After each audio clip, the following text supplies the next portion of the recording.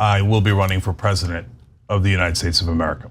As of the posting of this video, we are just under a year from our next presidential election. Right now, it looks like we're in for a Biden-Trump rematch. Of course, if Cenk Uygur has his way, we won't have to endure that, as he has decided to throw his hat into the ring. That's right, as I'm sure you've heard by now, our old pal Jenk is actually running for president. I will be running for president of the United States of America.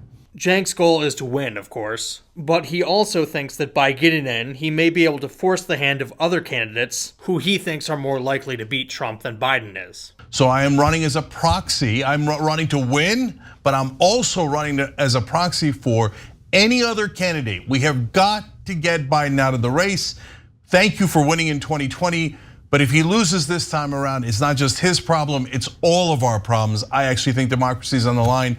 And so if it takes me running, then that's what I'm gonna do. And we're all gonna do it together. Yours truly played a very small role in pushing him in this direction, in that I voted affirmatively in the TYT poll that Jenk apparently took into consideration. Me and over 3/4 of other TYT members voted yes, Jenk 2024 on their website. And I voted that way because I genuinely wanted to see this happen for a number of reasons. Most specifically, it will be wonderful content fodder. Now, a number of people have already talked about how he's almost certainly not eligible to actually serve in the office, as he's not a natural-born citizen. Jenk does have this untested legal theory that he thinks will show that he is, but like many others, I find his reasoning dubious. Now, I'm no constitutional attorney, but I'm pretty sure he'd lose that case. This video isn't about that, though. This video is about why I think Jenk's presidential run will flop, which will be very much a repudiation of his politics. But much like his failed congressional run, he'll fail to learn any important lessons or alter his view about how American politics works. But first, it wouldn't be a proper video of mine if I didn't go on some strange tangent that will hopefully make sense by the time I'm done here. There's a story about a conversation between the philosopher Ludwig Wittgenstein and one of his friends at Oxford.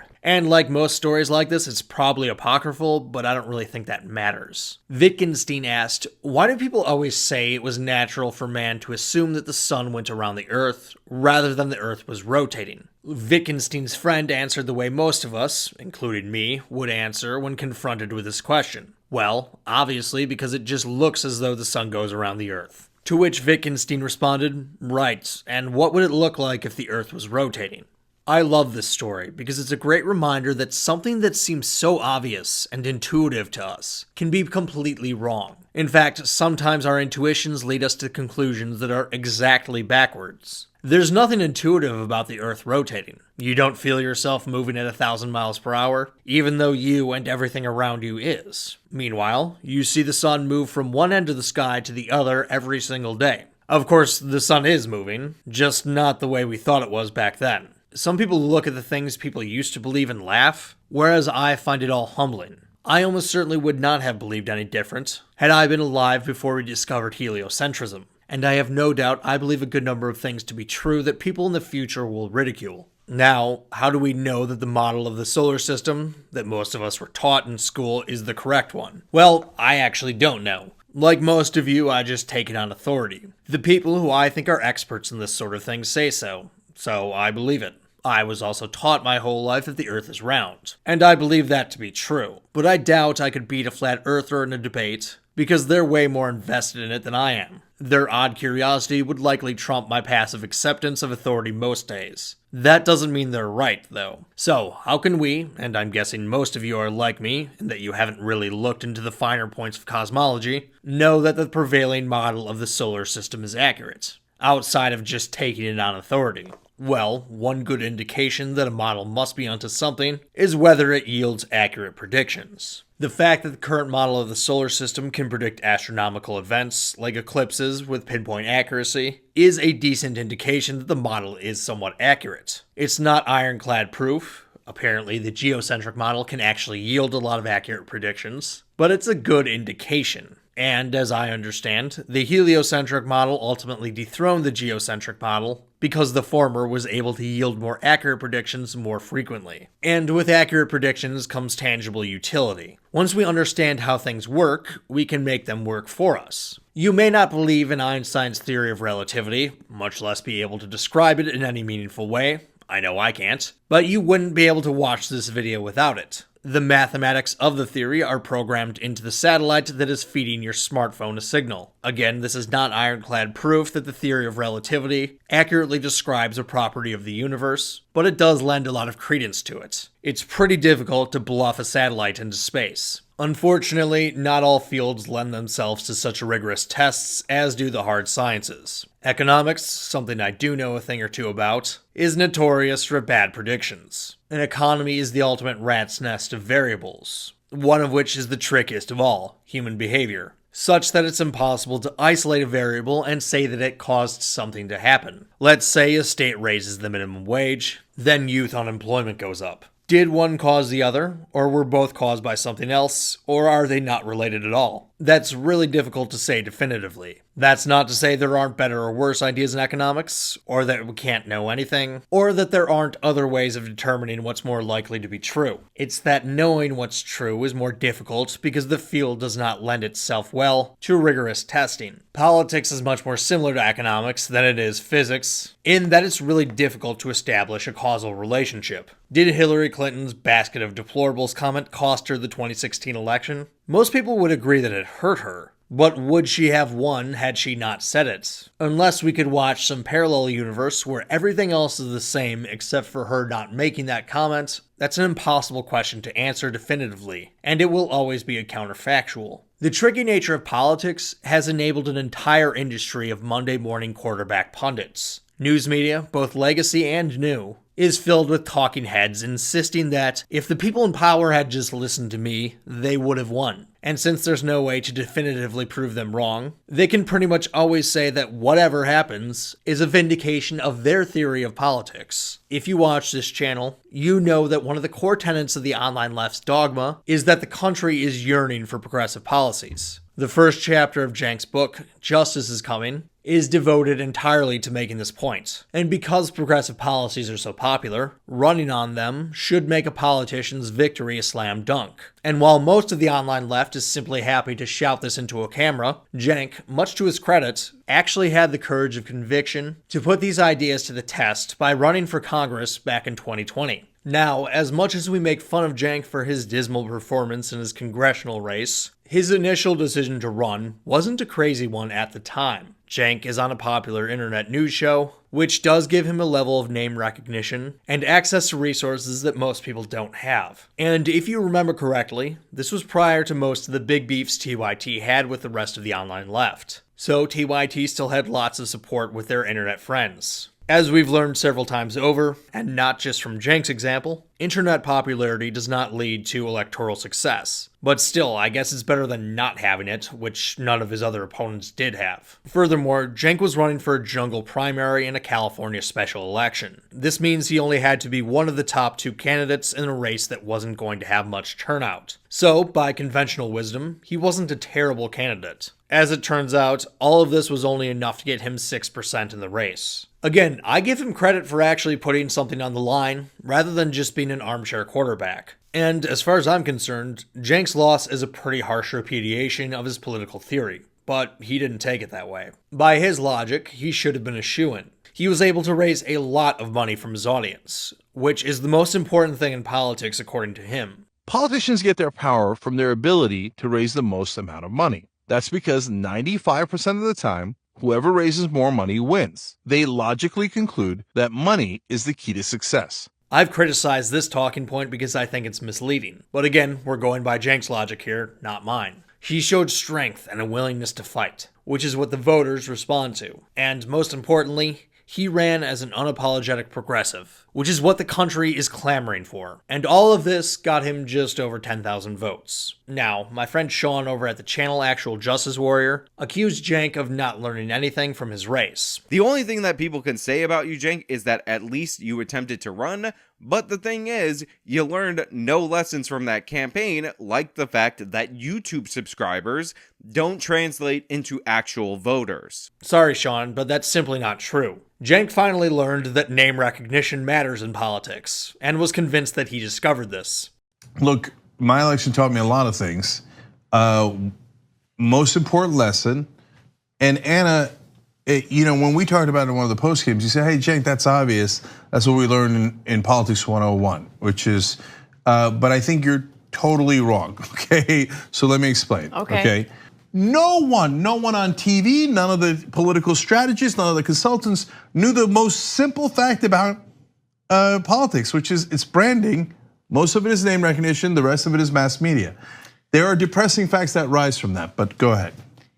Okay, so you're just wrong. People do know that. I literally learned it in my political, then why my did American everybody think that class Booker and in Klobuchar, my graduate program? Anna is correct, by the way. This is very basic stuff. If you don't know who someone is, you're very unlikely to vote for them. Learning that name recognition matters in politics is like learning that the earth rotates. So usually getting fourth place in a special election isn't the sort of thing that would launch a presidential run. So what is Jenk thinking here? Well, he really thinks that the situation is that dire. He believes that Joe Biden has basically no chance of winning, and that if Donald Trump wins, he will destroy American democracy. Jenk also insists that no one else would get in, so he had to be the one to bear that cross. But what has changed in the 3+ years? Why does he think it's even remotely possible for him to get any traction at all? Well, he insists that the media landscape is finally favorable to them.